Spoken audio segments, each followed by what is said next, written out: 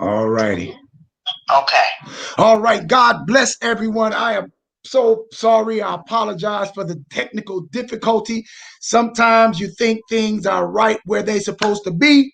And when you get up to showtime, you find out there's some little bugs that you have to work out. But I want to welcome you to our second nutritional seminar. The first one we had back in February. Today we have a good friend of mine.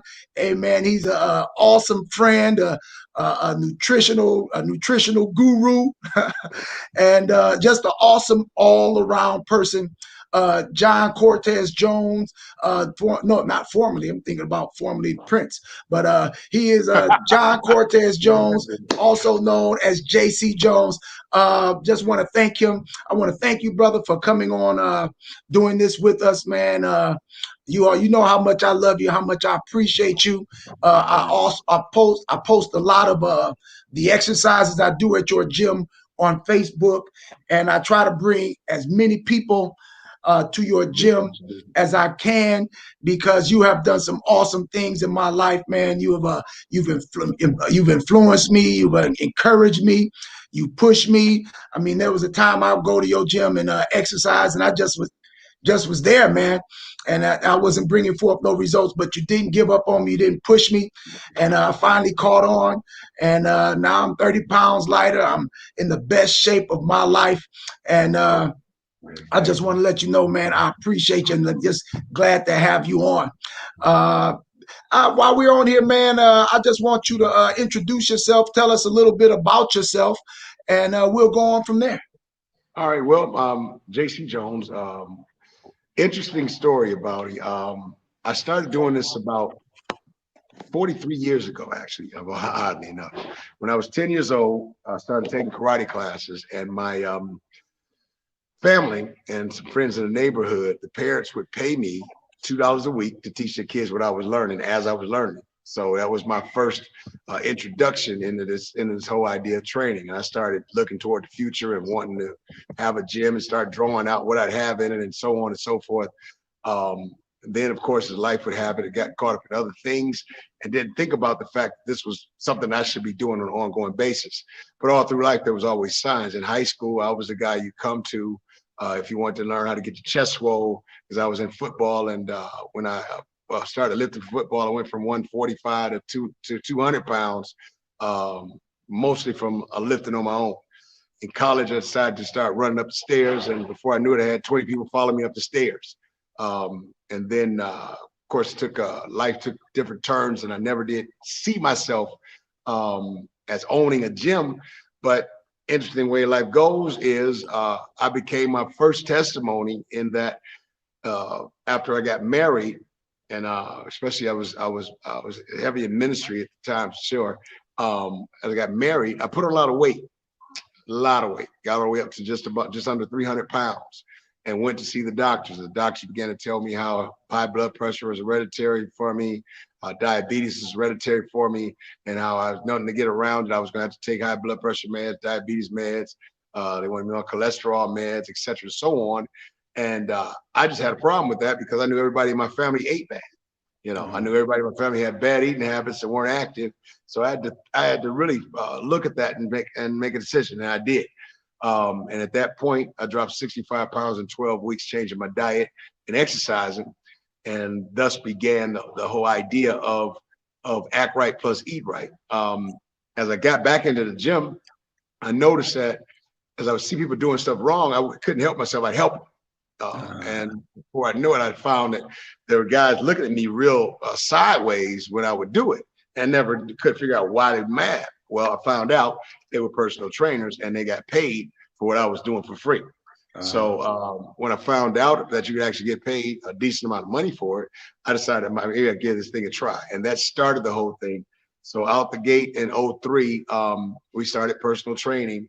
And I really started using my experience from what I went through to make the transition to try to help other people. And between that and having a background with some background understanding of herbs and how they work and supplementation and so on, I incorporated a lot of that in our early form of what we call the diet program, and it started having results. My first client was a 60-year-old lady with bad knees. And in 10 weeks, she dropped off 50 pounds. Beyond that, the next one went about 45 pounds in the same 8 weeks.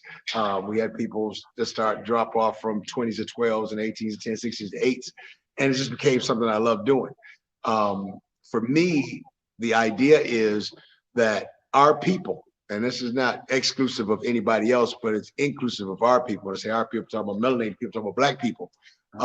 Don't get this information by and large. We don't know the importance of diet, exercise, and having a regimen. And it's not really available in the inner city, especially when we were getting started.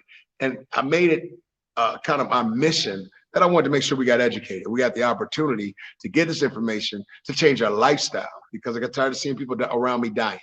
And that's pretty much about it. And that's not to say that I'm so great and so grand, but I love my people. And I just believe that we can do better if we know better. So it's been kind of a labor of love. Right. So and that is so true, man. And because when growing up,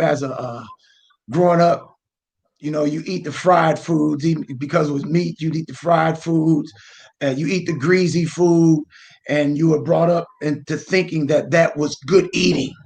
Yep. That was good eating, and then all of a sudden, as time goes on, you find out that a lot of things that's in our diet, especially as Black people, oh man, are not good for you. Yeah. Are not good for you, and we've taken that and we've passed it down to our kids. And right now there's an epidemic in obesity. Obesity is an epidemic, and along with the obesity comes, like you said, the high blood pressure, the diabetes, the heart disease, the arthritis, and the cancer. And now we're living in an age where we're too busy to cook, and we lack the knowledge on how to cook properly. And you, like today, I go to Sam Club, man, and you see people with buggies of food. Yep. And you see chips, you see chips, you see juices, you see foods that are just full of processed foods. Yeah, I mean, and I went to the store today and I just saw 3 kids, and they just loaded up on juice, honey buns, powdered donuts, chips. I mean, and that's that kind of, since I've been with you, that kind of just troubles that kind of just troubles my heart, because we're just growing up an age of people are just a generation of people are just coming up with that's just headed down a road that's sad. And to add on to that, when you think about it, it's even worse nowadays, because when we were coming up, if I didn't have anybody else to play with, I'd go outside and take a football, go up to the field, Miller Middle School field, take a football, throw it up and run up under it. I just run sprints. I just had to do something. I was active. I was outside. I was moving. So I was eating bad as a kid, but I was moving like crazy. So I was burning off like crazy. Mm-hmm. They're not even moving anymore, because now the main motion is this right here. So everybody's on their phone or on their game on the game console, and everybody's sedentary, which makes it even worse. Which means you're not even burning off any of the stuff you're taking in. The side of the foot, this food is so processed now, even more so than it was then. It was bad then. It's worse now. It's worse now. You start to read the labels on things, which is something we teach our people to do. And you find out, man, they got inside of these foods. Just give you a quick example. We talk about this often. I'm a goober lover. I love goobers when I go to the movies, right? So I decided one day I'd check out the ingredients in goobers, because we was in the middle of a challenge, right?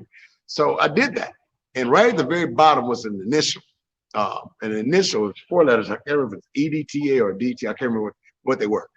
But the initials in there, when I went and Googled what they actually do to you, the side effects was nerve damage, vision impairment, some form of brain damage, respiratory ailments, and all this from a preservative that's to keep the candy on the shelf. So if you think about it, if it's in that candy, how many other ones is there? You know, and the stuff we eat, not knowing, not paying attention.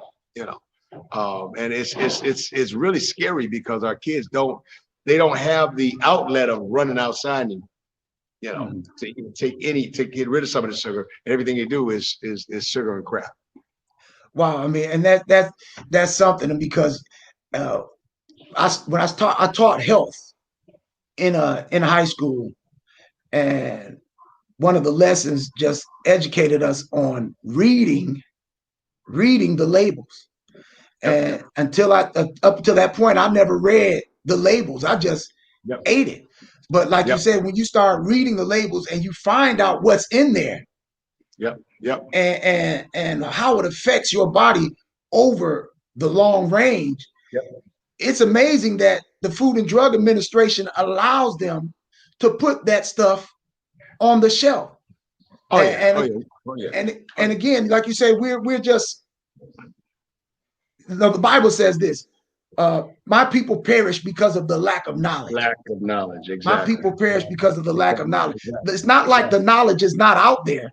The knowledge is out there, but we have to become more knowledgeable about what we're putting in our bodies, because the Bible lets us know that our bodies is the temple of the Holy Ghost.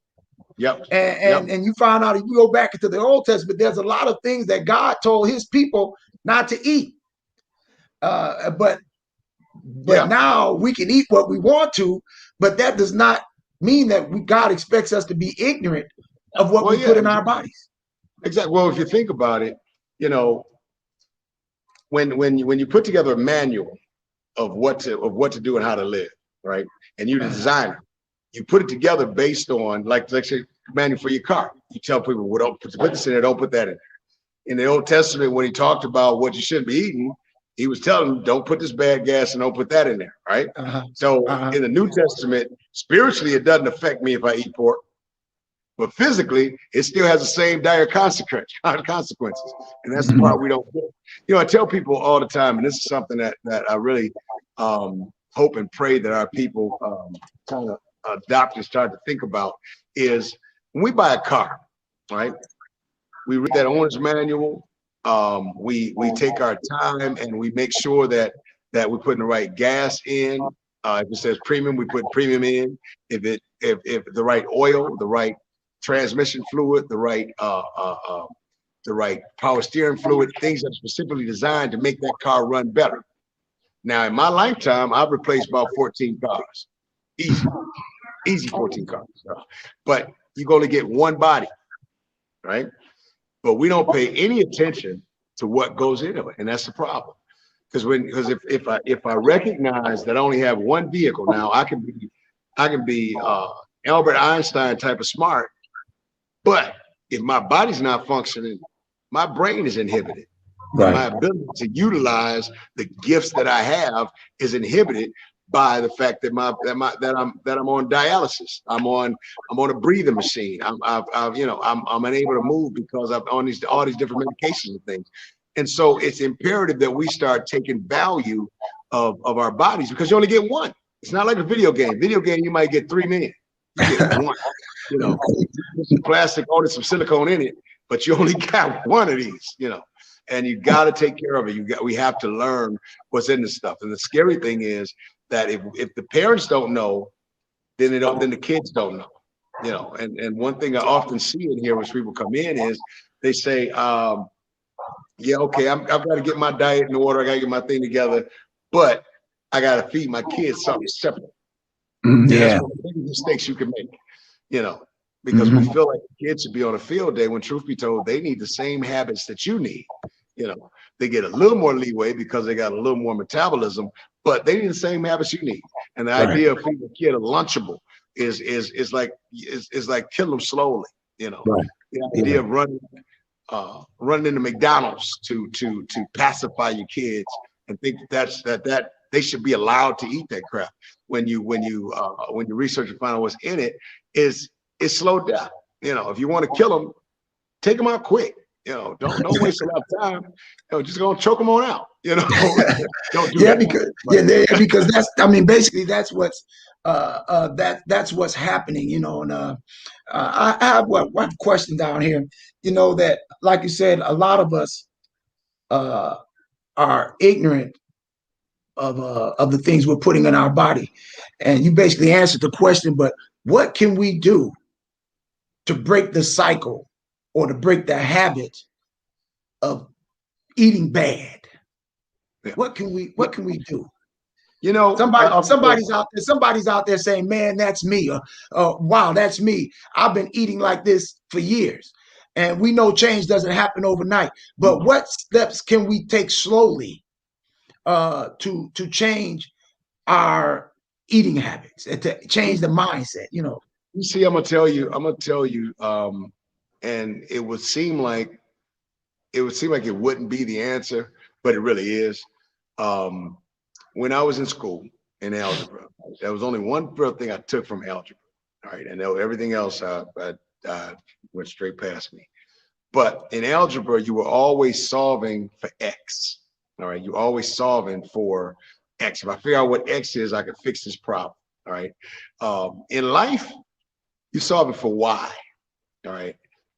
If you don't know understand why you do a thing, how is not going to matter at all to you. So, how do I get my eating habits to change? I have to have a big enough reason to start attacking that change. That's the first thing. So I have to find a reason that makes me do it, because I'm gonna be doing what I don't want to do. You heard me say this before. I'm gonna be doing what I don't want to do, but I don't feel like doing it. And the ultimate reason is because I want what I get when I get it done. So the first step to making those changes is that you have to have a goal or a mission in mind that necessitates the change. For some people that may be a bad visit to the doctor that says, "Hey, look, I need to make this change because I'm taking a diabetes medicine by pill, and next up is a shot." Or they want to up my dosage on insulin. They want to, or I may go to a stronger heart medication, whatever it is. Or I'm going to make this change because I just want to get this weight off before a trip, or whatever it might be. You got to come up with some type of a goal. Now, once you set that goal and figure out why it is that I want to do this, whether it could be something for your family, it could be the fact I don't want my kid to be stuck on these behavior medications, which are largely a lot of times caused by the chemical imbalances caused by the diets that they're on. Or it could be, I don't want my kid to have diabetes. I don't want, I want my, whatever it might be, you got to find that first. Once you find that, then what you need to do is you got to take assessment. Where am I for real? Get your blood drawn. Find out what your body's actually doing. Find out what your body's maybe missing. Find out what damage might be done, so you know where you're at. In the absence of that, you got to take assessment of how do I feel? Am I lethargic? Or am I tired all the time? Am I finding that I'm huffing going up the stairs? And once you take them assessments, that's going to help you with the why. Then from there, what you need to do is you've got to take a look and start researching. There's too much information out here not to know. But you got to start researching. You got to find out what habits can I adapt that'll make these changes for me. Now, there's a ton of diets out there, and this is something we run into all the time. I hear, they come to me with smoothie diet, the cabbage soup diet, the this diet, the that diet. My suggestion is always start thinking first off, what's the one thing that you need no matter what, and that's green vegetables. All right. So start adding green vegetables into your meals. That's a start. All right. Beyond that, find out how do bodies start reading about stuff that you eat. How do bodies react to beef? A lot of people don't know that beef's just in you 3 days. It takes 3 days to digest. If you digest it well, a lot of people can't digest it well. How does my body react when I eat chicken? How does it react when I eat fish or scavenger fish? Especially, a lot of people are allergic to scavenger fish. All right, and a lot of times your body be telling you What's an what example not. of a scavenger fish? Scavenger fish would be catfish, shrimp, catfish, shrimp, crawfish, lobster, So what's crab. a so a scavenger fish? What's a scavenger? A scavenger is something that it basically goes for whatever's left, the garbage. If you see somebody reaching in their garbage can to go eat, that's what a scavenger fish does, basically. They call them the roaches of the sea. Now, of course, that's the food that everybody loves to eat because that's the fun food. But the problem is it's toxic, and more so than causing you to get fat. What it will do is it will damage your immune system and make you less able to respond to challenges that we face. Okay, so let me pause right there, brother, because you dropped some knowledge right there. So you said the scavenger fish like catfish, shrimp, lobster, Yeah, lobster, crab, crawfish. crawfish, Yep. those things that we like to put in our seafood broil, Yep. and those can cause nerve damage. Yeah, nerve damage. It causes you immune system problems, um, uh, uh, and and uh, and they're toxic. I mean, think about. Remember Katrina, right? Hurricane Uh-huh. Katrina, not Katrina, before Katrina. It was the what's the BP, the oil spill. Yeah. Okay. So they clean all them up. Nah. It's impossible for them to clean all that up, man. And think about how many places we've had toxic spills in that. And these fish are eating or consuming those things. And what happens is we consume them. So what happens is we consume what they consume. Um, we consume what they consume. And when we do that, we take on the toxins in our system, and our system begins to respond to it. You know, you'll find people say, I'm allergic to shellfish. There's a reason, you know. And we don't recognize it. We just, it's no big deal. I'll take I forgot what it is, Benadryl, and get through it, you know. And that is a silly thing, but it's a mindset that we've developed because we see food as entertainment. That's true.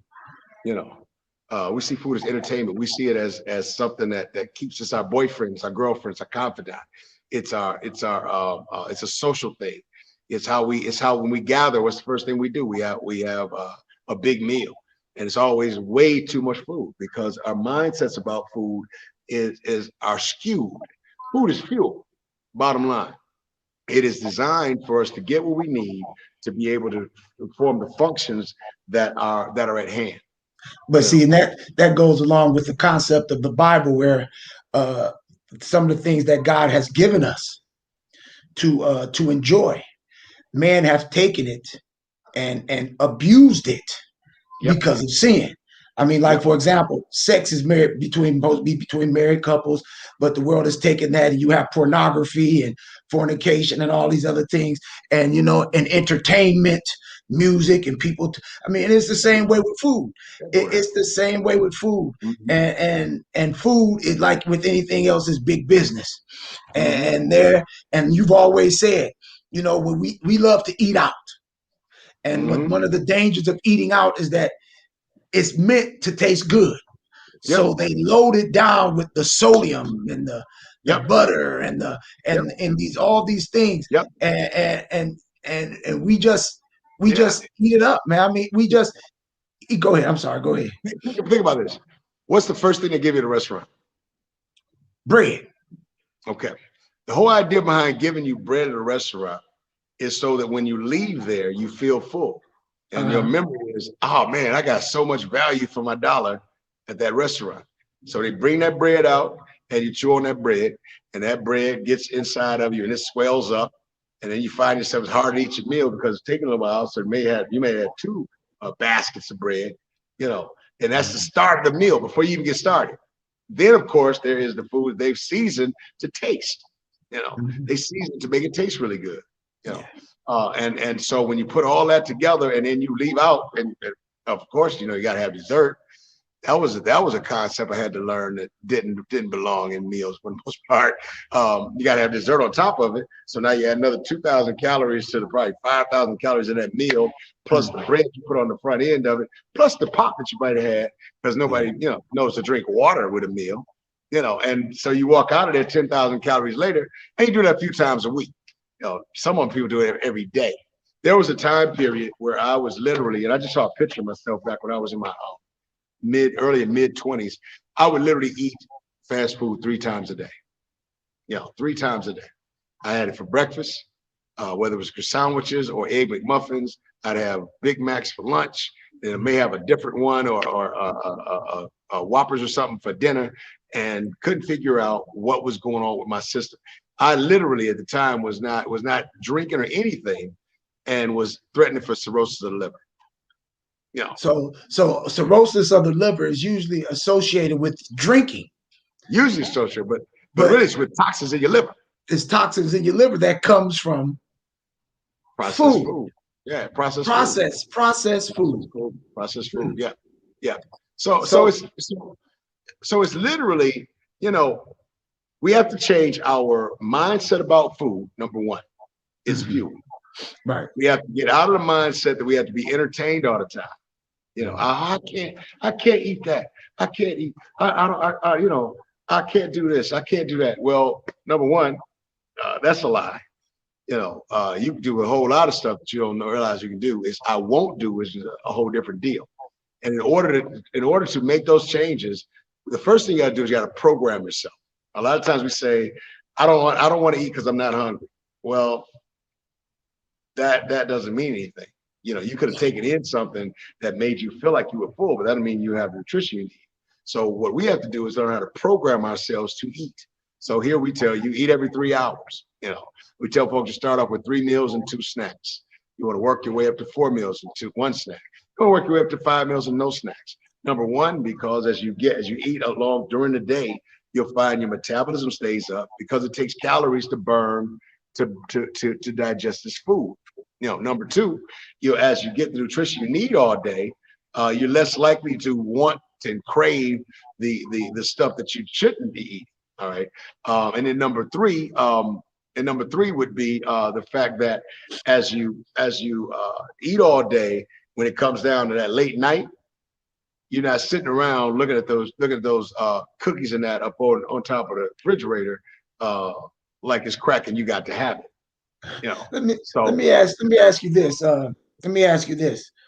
What is the effect of dairy? What is the effect of dairy in our bodies?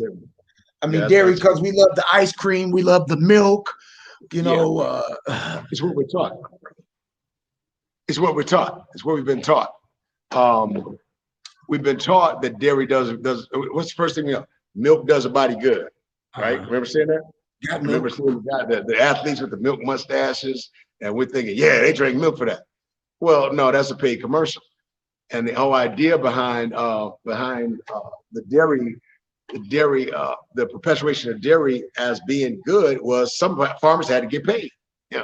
Bottom line is milk is cow growth hormone. That's all it is, and it's designed to make calves become cows. Right. First off, you think about how big they are, you recognize that the estrogen levels in the milk that we're getting has to be huge, right? The only thing that was beneficial in the milk in the first place was the enzymes that was breaking it down, all right? But then when you pasteurize it, you lose even those. So whenever you pasteurize something, you nuke out all the nutrition to begin with. Then they add the vitamin D, they add the vitamin, they add the calcium and so on, and our body doesn't absorb it because it's not natural, right? So what happens is our body gets the milk in and it fights it off with mucus. So you wind up with allergies. You wind up with asthma attacks. You wind up with respiratory issues being exacerbated. You wind up with mucus all over it. And women deal with it a lot and don't even realize yeast infections from that. A lot of times it causes from a lot of mucus buildup from having a lot of dairy in your life. All right. And you can even risk breast cancer from messing with too much dairy. Wow. So just name that again. Dairy, you got possibly breast cancer. What else? Yep. Well, joint issues, because what happens is as you getting this false calcium in, your body begins to leach calcium from your bones because you're not getting it.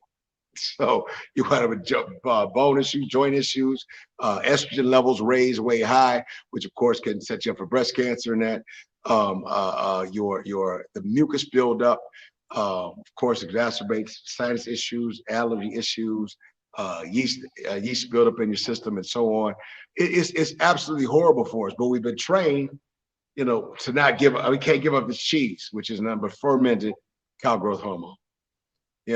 And it's all because we've developed a mindset that wants this. We want the texture of it. We want the ice cream, and even the ice cream, even worse, is what they do to make it stay. Because you don't just go to the store and just get ice cream anymore. If you go and you read the back of the label, what keeps me out of ice cream, I used to love ice cream. What keeps me out of ice cream is I read the back of the label and I start seeing 20 and 30 ingredients. Mm-hmm. And when I see that, it reminds me that this ain't right. And half the time, one or two of the ingredients will turn out to be formaldehyde in some form or another. Wow. And the idea is to preserve it. Yeah. Wow. Well, I mean, man, I'm telling you, I'm enjoying this, and I know you may not see the comments popping up on the screen, but when I look on Facebook, I see a lot of support. I see a lot of support. So I mean, we talked about the nutritional. We know that you own your own gym. You own your own gym. And some of the things you preach are phenomenal, man.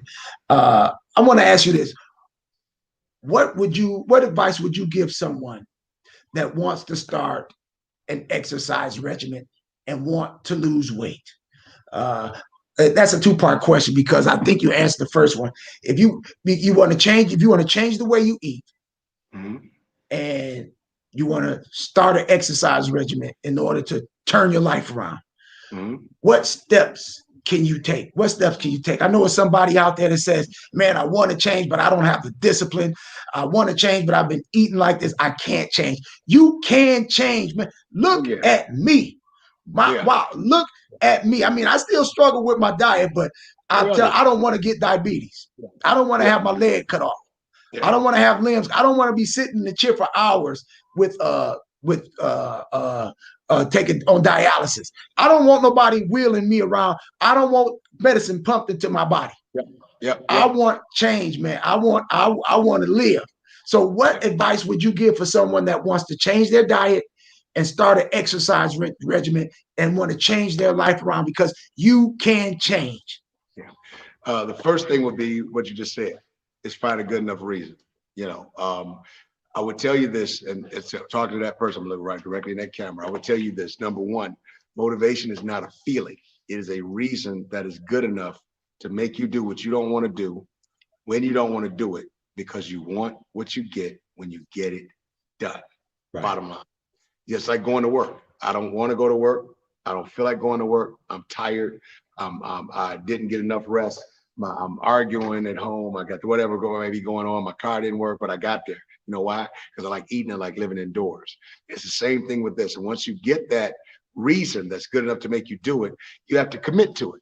All right. You have to commit to it. You have to commit to it to say that, listen, I'm going to give this X amount of time.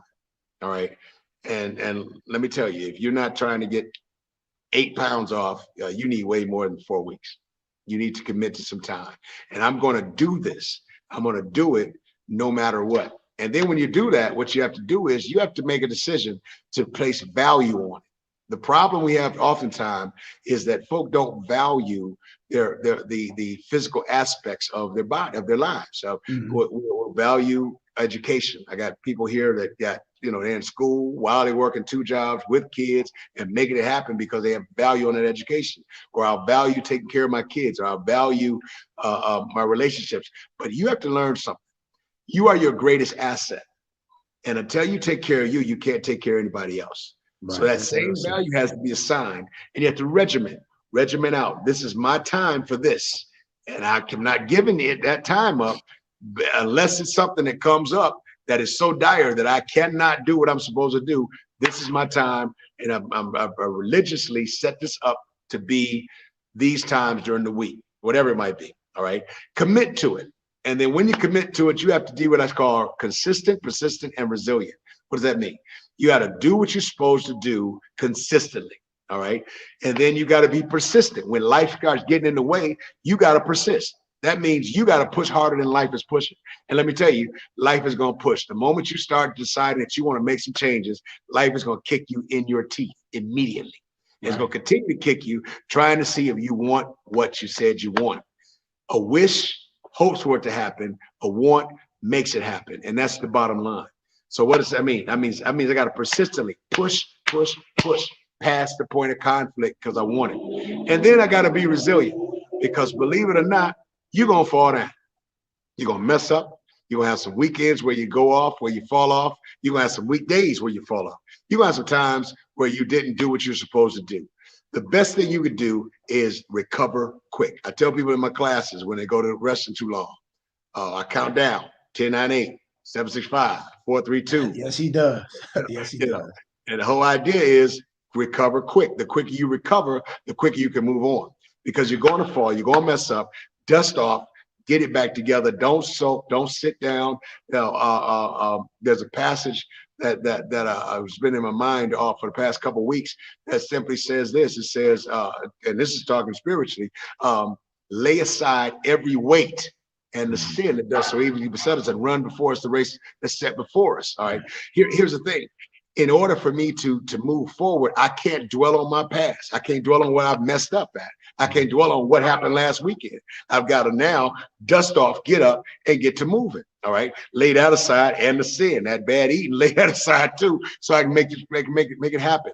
All right. And it says, and run with patience the race that's set before us. What does that mean? This is not a sprint. It's a marathon. Right. Everybody has a different time when they catch on.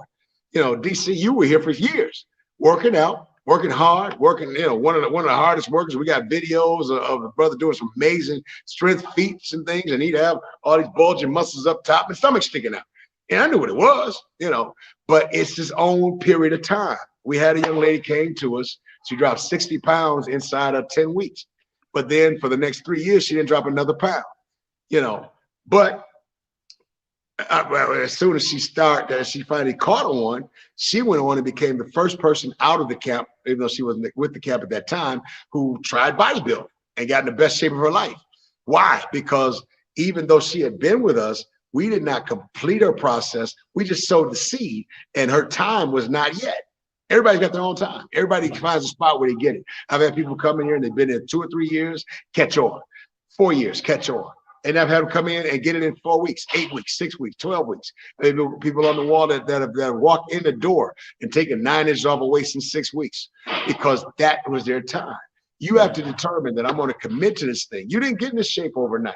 Right. So stop thinking that I can turn around and drop 60 pounds next week, because that's the type of mindset that'll have you do the fat diet of the month, that'll have you go and get cut on, that'll have you go and do things that you don't need to do. All right. And then still wind up having to make the same mental changes in order to make lifestyle changes that you're going to have to make anyway. So your best bet is commit. All right. Be consistent, persistent, and resilient. All right. Keep bouncing back, keep getting up, and don't quit. Be teachable. That's a big one, because everybody has an idea of what they think works. And one of the worst things you can do is to go to a teacher, ask them to teach you, and then go take what they taught you and try to put your stuff in it before you learned what you went to get. All right. I tell people all the time, we've been doing this 18 years. All right. My wall, my Instagram page, my Facebook page, my testimony says I don't need anybody's input to make this diet program work. It works if you work it. All right. And what you have to do is become teachable, unlearn. If what you've been doing isn't working for you, stop doing it. Bottom line. Yeah. And stop asking. I'm gonna tell you another thing, and I'm gonna say this, and I can't see the comments. You need to change your friends, most likely. If you're not around people that are striving to do better, you need to get around folk that are striving to do better. All right. and stop asking your fat friends about how to lose weight. That's like asking somebody who don't have no money how to make money. It's bad. You're gonna get bad advice. All right, and get around people that are trying to do what you're trying to do, and get around some people that have done it. Get around some people that have done it, so you get inspired, so that you actually can start seeing yourself. We do a thing in class where people come and they ask all the time, "Where's your beginner's class?" And I tell them, "Your beginner's class is the day you show up." And the reason we do that is we have people of a DC's caliber working right next to somebody who has never worked out before. And the whole reason for that is the way our class is set up is you can get it at your level. So Right. DC gets at his level, the person just walk in gets at their level, and at the same time, that person just walking in can look up to the other end of the room and see where he can go. And that's been the magic or the real power of this program is you're in the space with people that have done it. One thing I really love about your place, and that allows me to invite people of all ages, shapes, and sizes, no matter where you are physically. Uh, One thing I love about your class is that, and I tell them, is that we have people different shapes, sizes, different ages. You have 60-year-old women coming in there. You have 350-pound women coming in there. You got 300-pound men coming in there. And it's not a class, okay, the 300-pound people get over there and the people that's Right. in shape get over here. Everybody's doing the same thing. Right. And that's what I think sets your gym apart from everybody else's, in the sense that you instill hope, in the sense that, look, you can do anything that next person is doing. Yeah. The thing is, you got to go at your own pace. So with that being said, how would you describe the atmosphere of your gym? How would you describe your gym? I would say that our gym is it's a family, it's a tribe, it's an army. I'm telling you right now, it's a family, tribe, and an army. We're family in that we strive to care about each other. Literally, we pray for each other. We help each other. When you walk in here, our whole goal is to make sure that you leave victorious at your level. Right. That's beautiful. And we're tribe. We watch out for, we got people that come in and they can't figure out what to do with the kids. They bring the kids and we help nurture them and get their heads right, and try to pour into them. Whatever it is that we need to do to help our people become better. And we're soldiers. These people in here, they go hard with everything they got and they commit. They work hard. They work hard not just for themselves, but they work hard for their brothers and their sisters. Right, and that's a big thing with us. In that, it's not about your progress and your success. Is not about you, and that's what we got to get to. And that goes with anything. Your progress and your success is about the next person, because somebody's looking at you and looking at you for that inspiration to see if you can do it, then I believe I can do it. So we take a responsibility at our camp for the next person. So we may not feel like the person at this bag may not feel like going. They may be tired, but because on the other side of them is somebody who is wanting to give up, that's looking to see if they're gonna give up so they can give up to get the license, it pushes them to actually keep going and make it happen, because they take a responsibility for the person next to them. And that's something that we strive to instill, because it works. We don't win unless we all win. And right, that is about the biggest description. Our whole goal here is education, motivation, and inspiration. Bottom line, educate folk about diet and exercise, motivate them to do the things that need to be done to become better people, and inspire them to aspire to become the best version of themselves. That's our entire mission here at the camp. And I pray that as we go through, that comes through in how we react and respond with people. And I just believe it does, from what we see with the people that come to the camp and through the camp. It's been a real blessing to be able to touch these lives, make things happen, and the impact. It's not boasting about how great we are. It is simply, that's what we're about. that's our heart, you know. And that's our heart, and that's what we strive to. That's why we're on McNichols. That's why we were on Finkel, you know, and that's why we stay there. You know? Right, man. I mean, just listening to you, you know, this the same type of passion that he shows in his classes. I mean, because at one point, you know, I'm very competitive, and you can see that, you know, that in your class. And you know, to be honest with you, my philosophy was, okay, I'm working out so I can't eat. I'm working out so I can't eat. I worked out hard. After I left, I went and ate hard. After I I worked go out, hard both ways. I would say, sweetheart, on the way, let's go to breakfast. We're on the way to breakfast. You know, and then I saw change going around in other people's lives.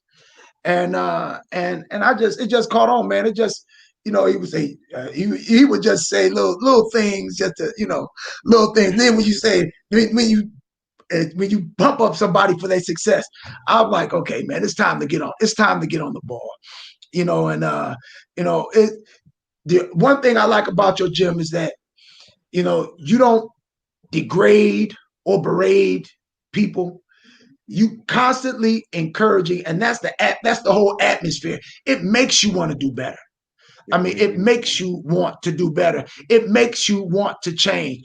I mean, when you just continue, one thing that you do is that you continue to give knowledge while we teach. I mean, while we work out. You continue to give knowledge. You continue to I mean, and you're comical doing it. For example, you say, you know, I smell a pork demon in here. You know, what's the saying about the shakes and fries in your thighs? Oh, What's that? Shakes and fries to put fat on the back of your thighs. Yeah. Yeah, I mean, it's a family atmosphere, and that's why I love, man. Your place has been an inspiration to me. Your place has been a motivation. I mean, right now I tell them all constantly, I'm in the best shape of my life. And this is better than me. I'm in better shape than I was when I played football in high school and when I played football in college. And the biggest difference is the eating knowledge. The eating knowledge. Because back then when I was a kid, my mom would cook fried food. And after practice, I would, you know, but now it's when you put the knowledge and the exercise together, you know, it just changes. Listen, saints, listen, people, it changes your whole outlook on life. I mean, when you're in shape physically, it affects you mentally. Exactly. And as a pastor, I can deal with much more because I'm physically in shape.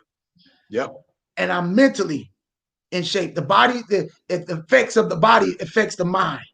And that's what I love. That's what I love about your place, man. Your place is actually a ministry.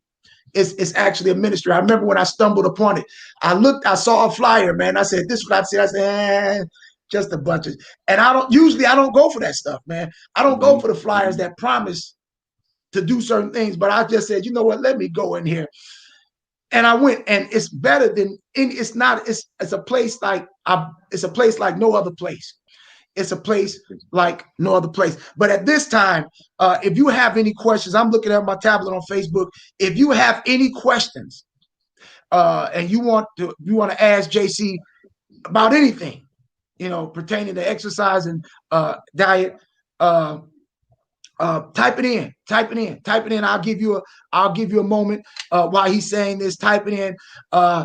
This man is also he is prideful in the Black community. He's active in the Black community. He's for supporting Black businesses. If you see the logo on my shirt, on my jogging suit, and the one on what he has is Jones Action Gear. Jones you see AJG Jones Action Gear. Can you give a little input on that, if you may? Yeah, I'll tell you. Jones Athletic Gear is it's a brainchild that's been about 40 years in the making. From the time I was a young child, I always wanted to get into design.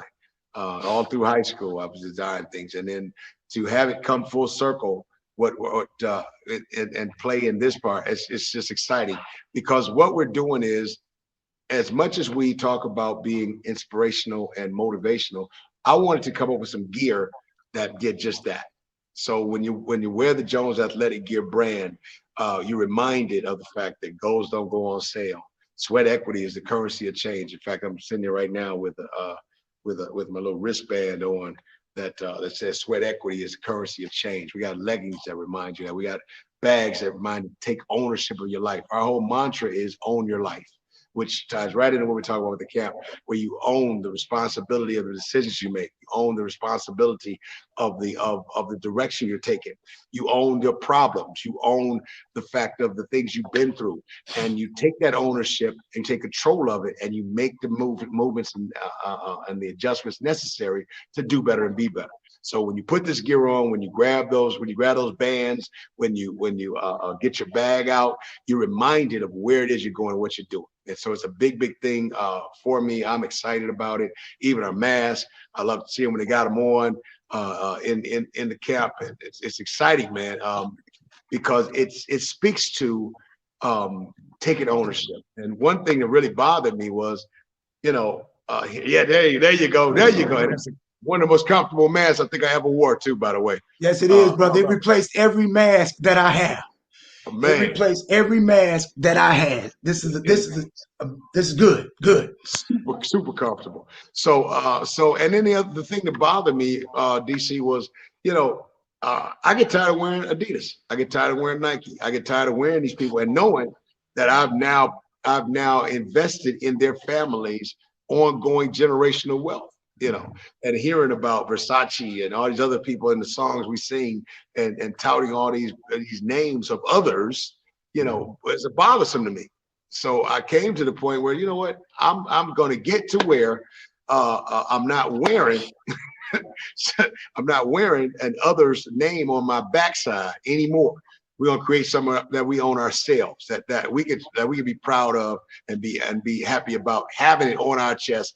And it doesn't mean that we're taking money out of the community now, but we put it back in. So I'm excited about Jones Athletic Gear all the way around. And I'm telling you, it's comfortable and it's fashionable. My son came home from school. He saw a shirt. He wants it. He wear his. I got a couple of them. I got a suit, and I plan on getting some more. I got bags, mask. I'm waiting for him to come out with the socks and the hats and everything. I have a couple questions down here, and let's keep them brief, man. I'm enjoying this, and I know the people are enjoying it. Lakeisha asked, they say abs are made in the kitchen.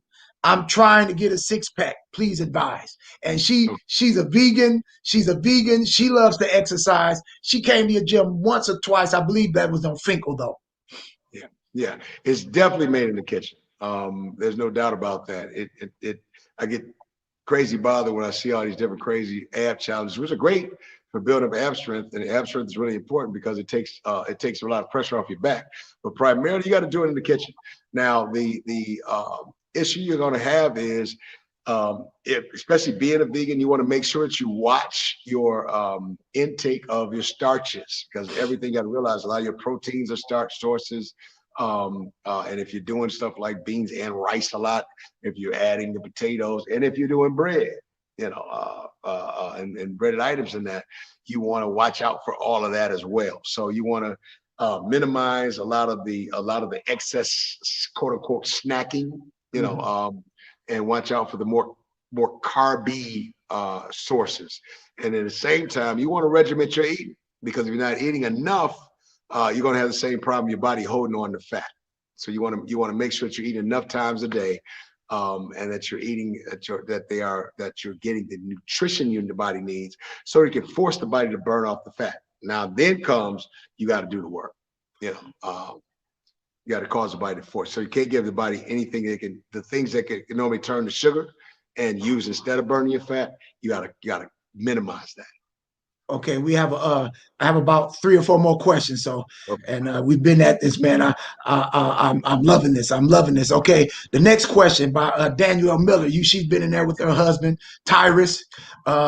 Is it possible to eat too little, and that be the reason you can't lose enough weight? Is it possible to eat too little and that be the reason you can't lose weight. There you go, Absolutely. Danny. There you go, Danny. Absolutely. Absolutely. In fact, that's a problem a lot of people have. We make the mistake of thinking that, you know what, I'm only once a day or twice a day. And that's a mistake. What happens is when you're doing that, especially if you're active, your it goes into what's called a survival mode. All right. Whereas what happens is your body says, okay, this food is jumping around on me, running around on me 12, 16 hours today, and I don't have anything to run on. I need something that I can burn quick. Your body's gonna turn anything not needed in sugar in 2 hours. All right. And the more simple the sugar, the quicker, or the more simple the carb, the quicker to do it. All right. So it's going to take those items and use them as much as humanly possible. And then what's going to do is it's going to hold on to whatever fat it can, so that if you decide to starve, it's got something to burn for later on. So it starts storing fat in survival mode. So you'll find that when you don't eat, your body will eat up the protein out the muscles, and then of course you'll find little flat pockets popping up all over the place. So how can you combat that? Eat. You need to regiment your eating. Number one, you start off with breakfast. The word breakfast is break fast.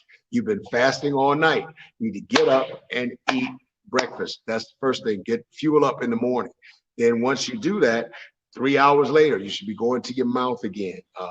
I go to my mouth with a full meal because I'm now trained to eat meals all day long. But if not, you should be taking in some source of nutrition that's going to help you get through them next 3 hours. And then comes lunch, which is one of your bigger meal of the day, because it's still early. And then of course 3 hours later, you're snagging again. Then the last 3 hours, that meal of your dinner should be mostly protein. Now, that's kind of a given how to put it, high level across the board type of normal thing. But then everything gets adjusted based on what you're doing and that's not necessarily my program or what I'm on. I'm 5 meals a day, and 4 to 5 meals look almost exactly alike, but it's a different program for different folk. But you got to set up a regiment that you're doing every 3 hours. Why? Because it takes calories to digest, number one. So as I'm digesting that food, I'm burning calories as I do it. I'm using energy to do that. And then by the time I'm done with digesting that meal, guess what? Here comes another one. So I'm constantly burning. Now I take that with the regimen of working out. I work out. Our workouts are set up to where you do some cardio and some resistance, some isometric, so on and so forth. So you get the cardio. Cardio benefit is I'm burning calories right now. The resistance, isometric, and all those other ones, you burn slower during the workout. But then when you go to sleep, it's like your car cutting on outside and burns gas while you sleep. Because now your body's got to burn calories again to be able to repair, to meet the challenge of that you just put on the day before. So it's a thing that you want to make sure that you're feeding and fueling that process. Because if I'm doing that, I'm getting nutrition and my body can do what it needs to do, which is burn fat and build the muscle. Okay, let me interject. I have a couple more questions. So with that being said, that leads us into the importance of meal prep. And you want to prep your meals. You want to prepare your meals, because if your meals are not prepared, you're going to eat junk. Yep. And just because fruit is good for you, you should fruit is high in sugar. Mm-hmm. And you got to limit the number of the pieces of fruit you eat. They say nuts are healthy, but nuts are full of fat, and you cannot. That's my thing. That nuts. I'd stop eating chips, but I'll eat nuts. And that's bad. So just in 30 seconds, can you? Because we got some more questions. The importance of meal prep. 30 seconds. Boom. Okay. Failure can be accidental. Success is deliberate. Bottom line, you will not accidentally become successful, and so you will not accidentally eat your way into a new body, a new life. All right, you're going to have to plan it out, plot it out, make time. And yes, it's cumbersome because you got to go shopping, and then you got to come home, and then you got to prepare your kitchen, then you got to put the meals together.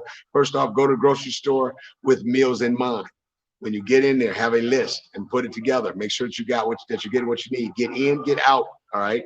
Then once you get that stuff home, you set your time aside to meal prep. Make sure you got your containers that you need. Make sure that you got all your spices, everything you need in place so you can make it happen.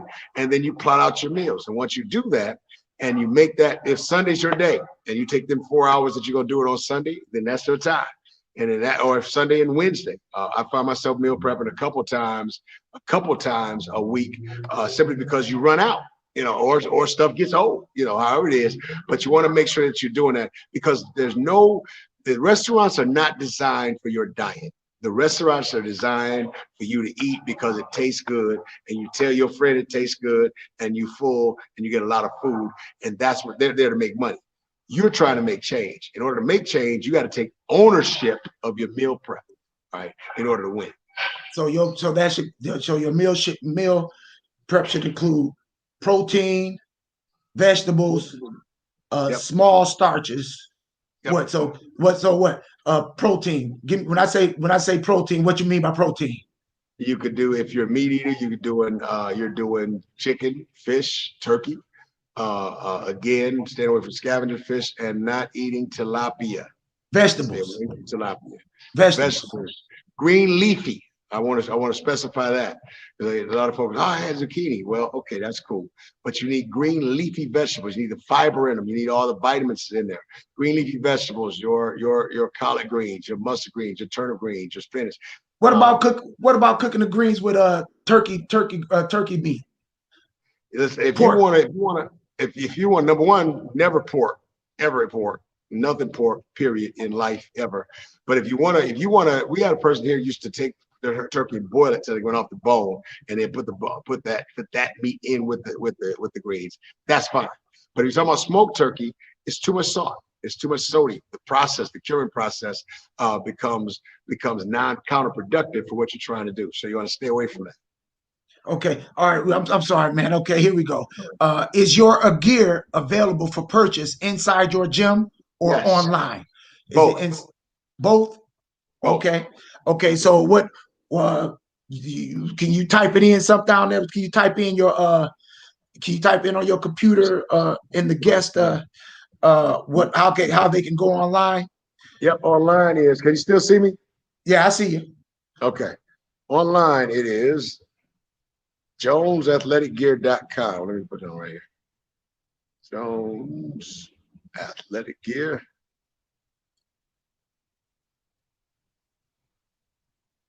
Okay, the next question. While you're typing that in, I know you can multitask. You got your own business. I know you can. Oh, one of my seniors asked, "Are you taking new clients?" And I know that question. That is a definite yes. Is that it right there across the board? JC? Lakeisha, I can't hear. Lakeisha.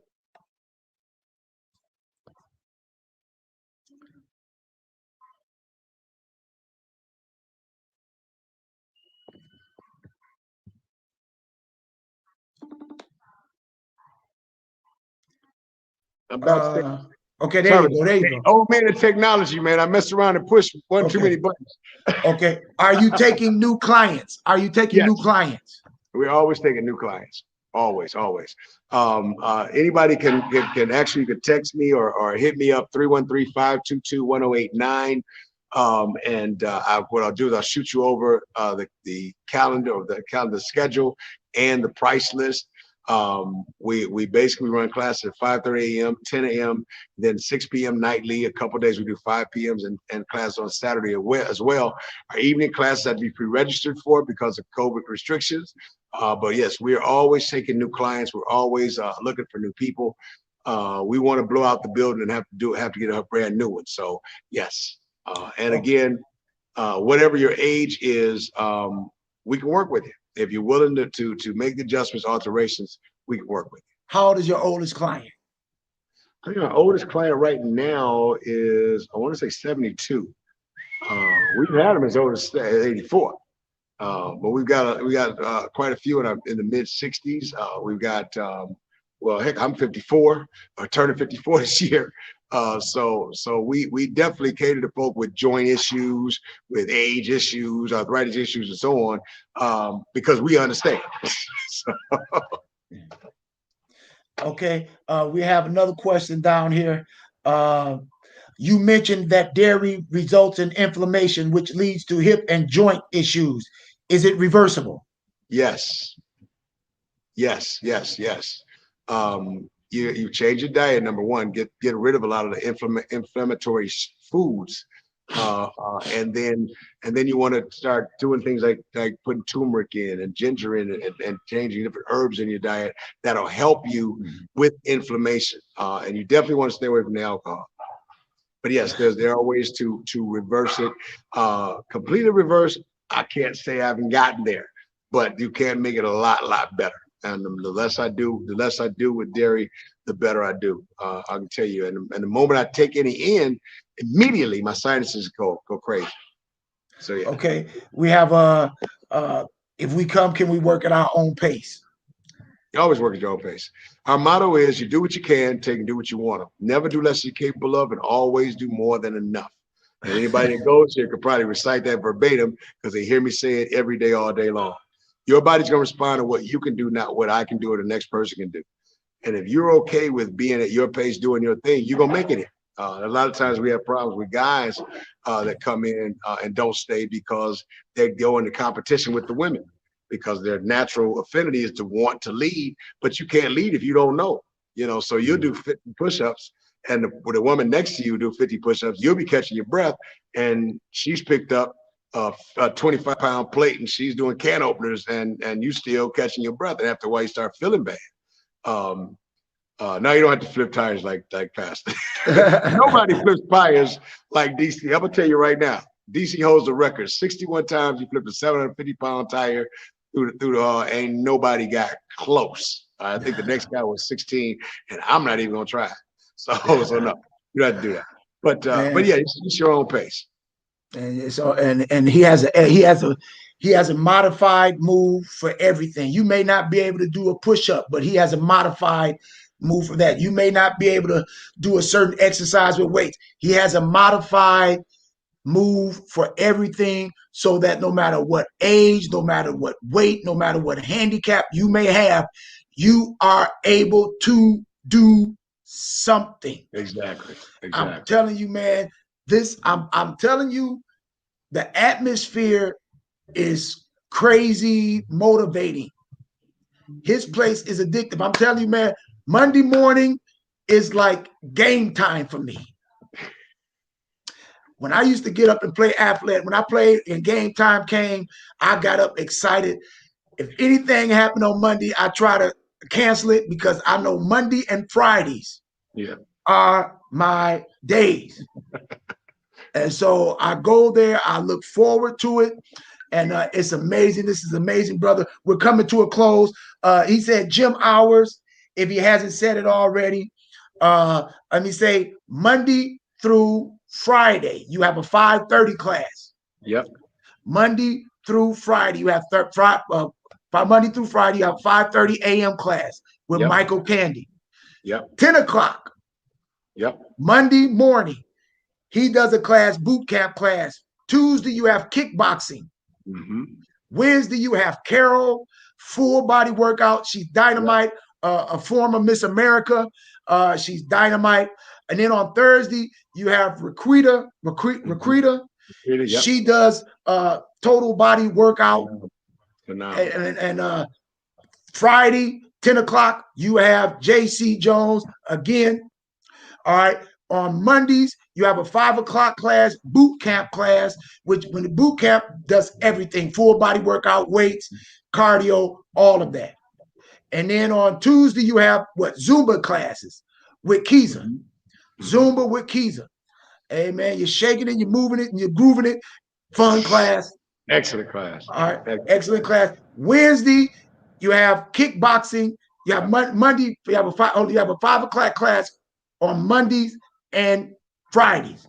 5 o'clock class. Monday and Wednesday. Mondays and Wednesdays. Yep. Mondays and Wednesdays. 5 o'clock class on Mondays and Wednesdays. Yep. 6 o'clock class on Mondays, every day of the week. Every day of the week. Yep. Okay. Yep. So and then you have a Saturday morning class again with Carol at 7 o'clock in the morning. Yep. And then Early. at 10 o'clock Saturday, you have extreme kickboxing. Now, the Kickboxing. evening classes you have to sign up for because of, like you said, COVID restrictions. And those classes are usually filled because people are getting off of work and they want to get their workout in. Yeah. And Saturday morning, 10 o'clock, you got to sign up because kickboxing is a popular class and I want to be a part, man. We're bringing this to a close. Amen. But I just want to thank you, JC, man. Thank I you. had a blast. I had a blast.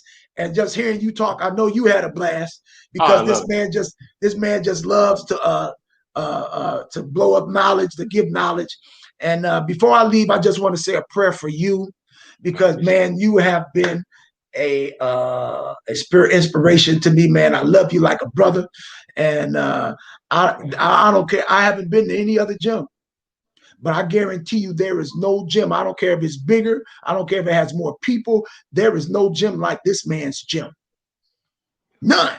God's hand is upon this man to do what he does, and I love this man. And I just thank God for you. Father God, in the name of Jesus, Lord, we thank you for this nutritional seminar.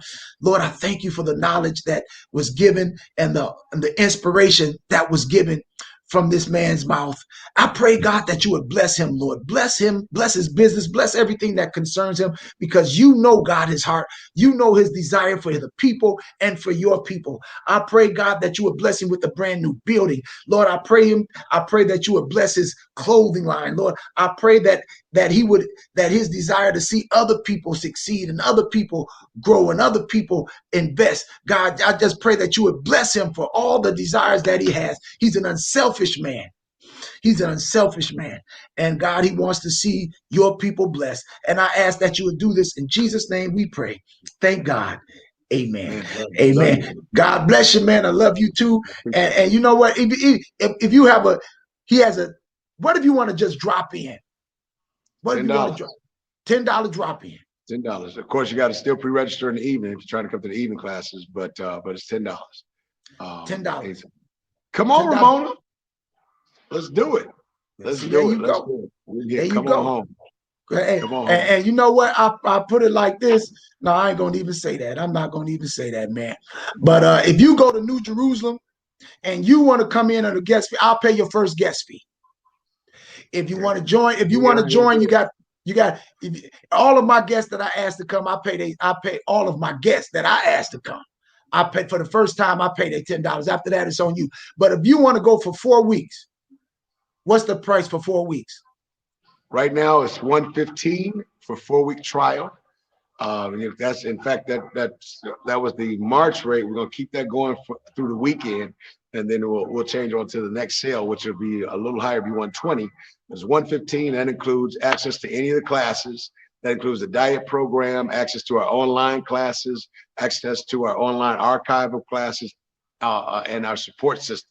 So that's if you're doing 4-week trial, or if you want to do 8 weeks with us right now, it's $210 for 8 weeks access. 12 weeks is $299. Best deal is you commit to that 1 year, $75 every 4 weeks, no registration fee right now. But you can do this thing. You just got to decide to get it done. And don't, you know what, don't look at the price, man, but you got to look at it as an investment. That's one thing that I heard him talk about, about setting aside a time and valuing yourself. You've got to look this as an investment. We go out and spend money. We spend that much money on food. Oh yeah. A week. Go to the movies. We spend that on movies. We spend that on food. We spend that on entertainment. That's our Netflix bill. That's our HBO bill. But we do not invest in ourselves. And that's how I changed. I said, man, I got to invest in myself because nobody else is going to invest in you. No. Nobody else. You want to improve your quality of life. You want to improve your quality of your mental life, even your spiritual life.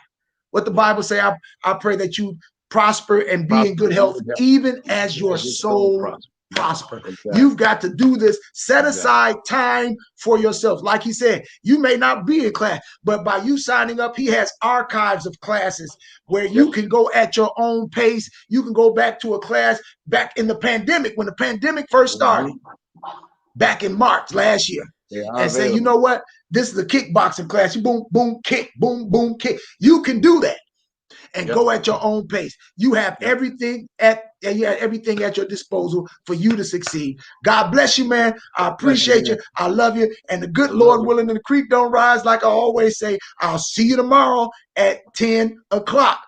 Hey, and if it rises, you got a boat. You're gonna make it anyway. I want my belt though. I want my belt. Hey, I'm going shopping for it now, DC. I'm going shopping for it now, Doc. All right, love you, man. I'll see you tomorrow. God bless each and every one of you. Thank you very much. Be blessed. Yep, be blessed.